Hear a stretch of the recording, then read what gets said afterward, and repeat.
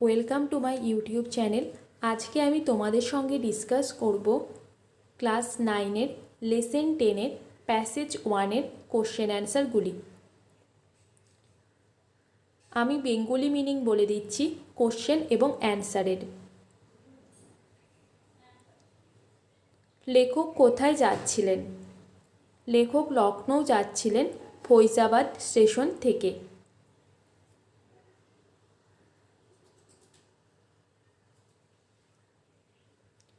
লেখক কখন স্টেশনে পৌঁছেছিলেন? লেখক ট্রেন ছাড়ার 30 মিনিট আগে স্টেশনে পৌঁছেছিলেন।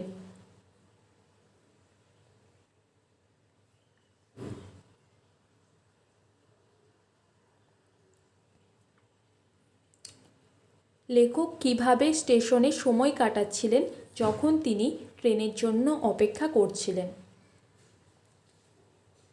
একটি বেঞ্চের উপর বসে লেখক দেখছিলেন বানরগুলি আনন্দ সহকারে খেলাধুলা করছিল গাছের উপরে এবং খোলা প্ল্যাটফর্মে। এইভাবেই লেখক সময় কাটাচ্ছিলেন যখন তিনি ট্রেনের জন্য অপেক্ষা করছিলেন।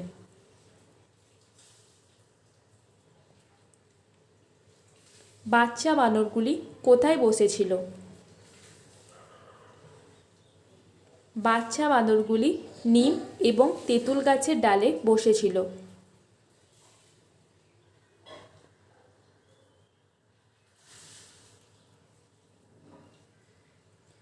বাঁদরগুলি খোলা প্ল্যাটফর্মে কী করছিল?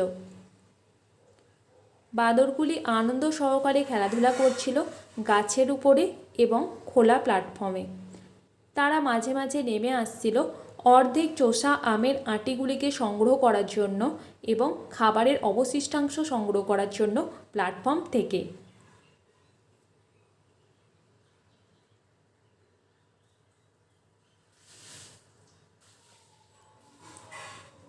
প্যাসেঞ্জাররা কেন ঘামছিল?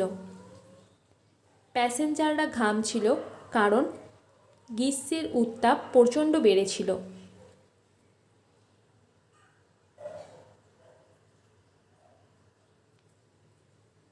প্যাসেঞ্জাররা কী করছিল প্ল্যাটফর্মে? কিছু প্যাসেঞ্জার জলের পাম্প থেকে নিজেদের ছোট মাটির কলসিতে জল ভরতে ব্যস্ত ছিল। পরের প্রশ্ন,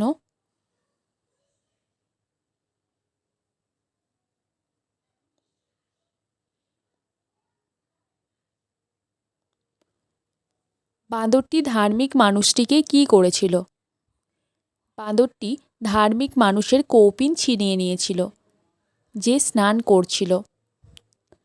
ধার্মিক মানুষটি বাঁদরটিকে অনুরোধ করেছিল কৌপিন ফিরিয়ে দেওয়ার জন্য এবং বাঁদরটি এটাকে কৌপিনটাকে ছুঁড়ে দিয়েছিল।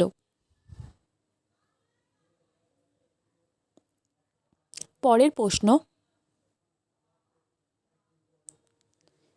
কী কারণে হাসি ঠাট্টার সৃষ্টি হয়েছিল? একটি বাঁদর ধার্মিক মানুষের কৌপিন ছিনিয়ে নিয়েছিল যে স্নান করছিল। এই ঘটনার কারণেই হাসি ঠাট্টার সৃষ্টি হয়েছিল।